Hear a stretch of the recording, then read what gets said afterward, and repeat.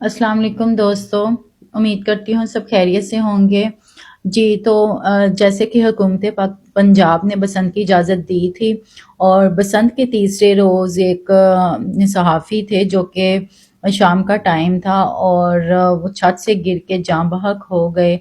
और इसमें बहुत से लोग जो हैं वो ये कहेंगे कि हुकूमत का कसूर है कि उन्होंने बसंत की इजाज़त दी। हुकूमत का तो बिल्कुल भी कसूर नहीं है, क्योंकि हुकूमत से जितना हो सका था उन्होंने जो है हिफाजती इक़दाम किए थे। ये लोग अपनी गलतियों से गिरे हैं और जो है एक बच्चा और था जो कि बीए का तालिब-इल्म था, इकलौता बेटा था अपने माँ-बाप का, और वो भी छत से गिरकर जाँ बहक हो गया। कुछ लोग खंभों के साथ लग के मार गए हैं और अभी जो है एक सहाफ़ी हैं, वो वेंटिलेशन वाले एरिया से उनका पाँव फिसला और वो गिर गए हैं। जबकि बताया जा रहा है वो वहाँ पे कभी नहीं पहले गए थे, लेकिन अभी जो है वो पता नहीं क्यों गए, समझ नहीं आया। तो अपनी हिफाज़त रखनी चाहिए, अपनी जान की परवाह करनी चाहिए। ऐसी जगहों पर जाना ही नहीं चाहिए जो कि रिस्की जगह हों, और अल्लाह ताला से जो है वो अच्छे की उम्मीद रखनी चाहिए, दुआ करते रहना चाहिए कि अल्लाह ताला अचानक हादसे और मौत से बचाए। तो उनके करीबी कुछ उनके दोस्त हैं और वो उनके बारे में बता रहे हैं कि किस तरह उनको जो है वो किस तरह छत से गिरे हैं। तो उनका छोटा सा इंटरव्यू देखते हैं। मेरा हमराज, मेरा क्राइम पार्टनर, लाहौर का मेरा पहला और असल हवाला भी वही था। हम क्लास फेलो थे। हमेशा उसका जुमला एक होता था, कोई भी मसला बता दो, कोई भी काम बता दो, कोई जल्दी काम करना हो तो उसका यही होता था कि टेंशन ना ले यार, इजी हो जाए, इजी हो जाए।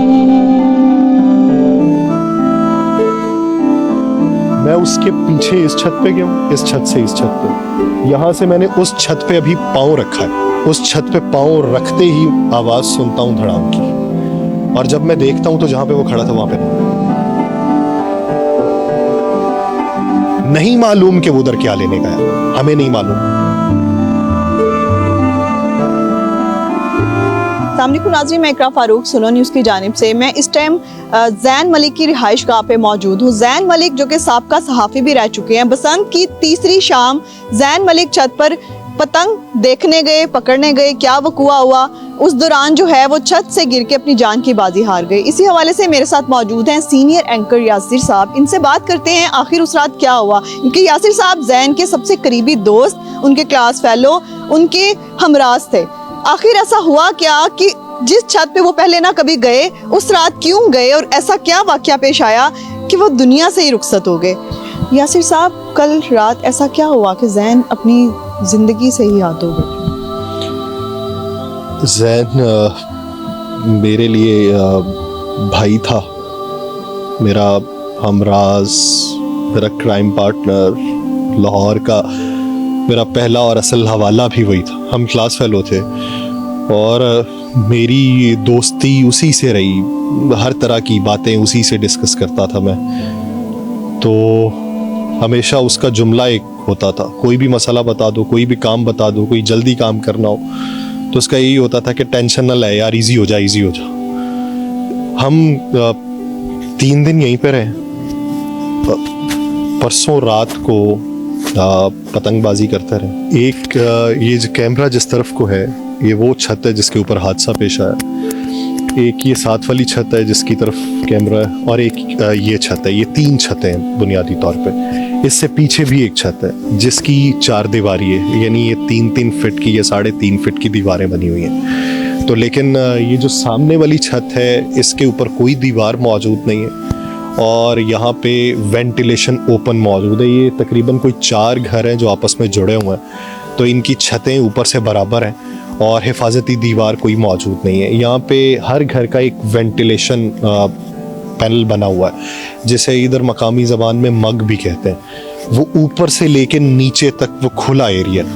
तो अमूमी तौर पे तो होता ही है कि जिन घरों की छतों के ऊपर ये मग सिस्टम हो, उसके ऊपर एक जाली लगी होती है, ये जंगला लगा होता है। तो यहाँ पर मेरे ख्याल से 3 वेंटिलेशन है, लेकिन एक के ऊपर जाली है, 2 खुले थे।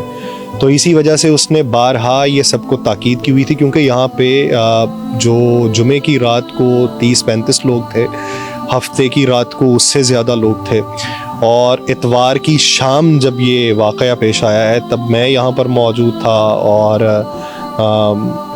हम कोई 5 से 7 अफराद होंगे। हम इसी छत पे मौजूद थे जहाँ पे मैं खड़ा हूँ। तो मैंने, उसका कज़न यहाँ पे बैठा हुआ था, तो मैंने पूछा कि वो कहाँ पे है, तो उसने कहा भाई ऊपर है।